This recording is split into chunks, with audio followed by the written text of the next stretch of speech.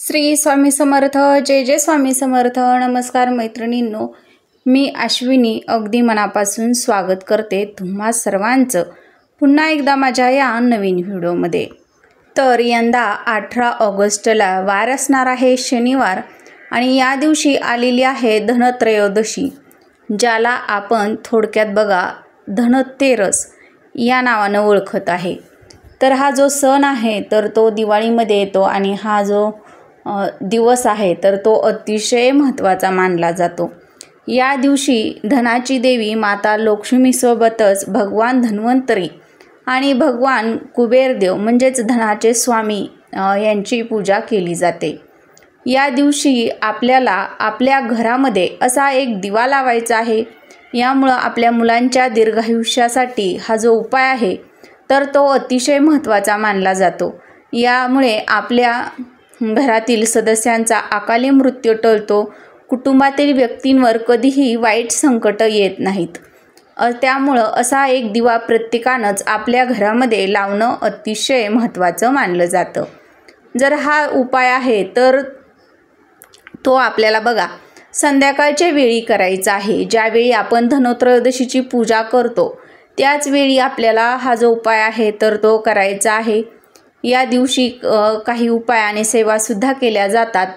तर त्याचं जे फळ आहे तर ते आपल्याला प्राप्त होत असतं. आपल्या घरामध्ये बघा बऱ्याच अडचणी येत असतात, संकट येत असतात. आपल्या घरामध्ये लक्ष्मी स्थिर नसेल तर या दिवशी आपण जर माता लक्ष्मीची पूजा केली, सेवा केली तर माता लक्ष्मी आपल्यावरती प्रसन्न होत असतात, आपल्या घरामध्ये स्थिर राहत असतात, आपल्या घरात प्रवेश करत असतात.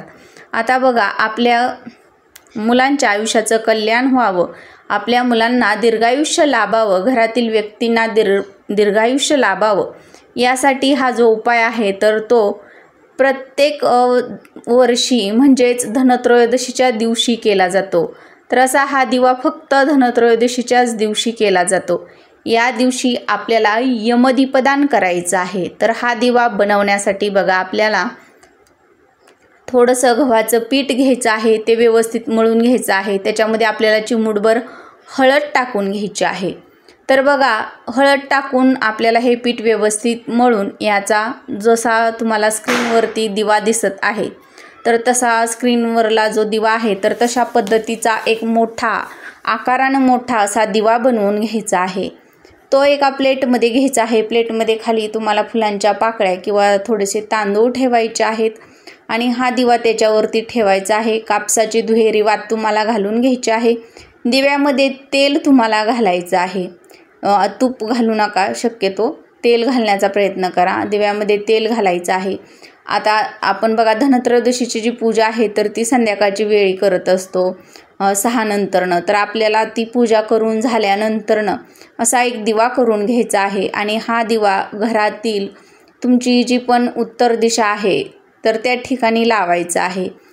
तो दिवा प्रज्वलित करायचा आहे. दिव्याला हळदी कुंकू, अक्षदाने, एक फूल व्हायचं आहे. आमच्या घरावरती कधीही वाईट संकट येऊ देऊ नकोस, माझ्या कुटुंबाची घराची प्रगती होऊ देत, मुलांना माझ्या दीर्घायुष्य लाभू देत अशी तुम्हाला प्रार्थना करायची आहे. आणि असा एक दिवा तुम्हाला तुमच्या घराबाहेर बघा तुळशीजवळ जी दक्षिण दिशा आहे तर त्या दक्षिण दिशेला तोंड करून लावायचं आहे.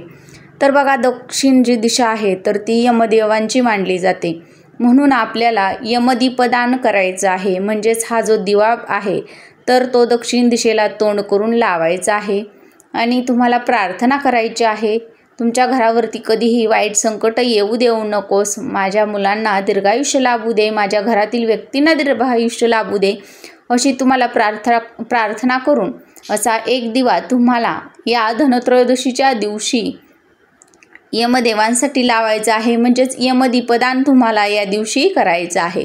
तर आजची माहिती आवडल्यास व्हिडिओला लाईक करा, शेअर करा आणि चॅनलवरती नवीन आला असाल तर प्लीज चॅनलला सबस्क्राईब करा.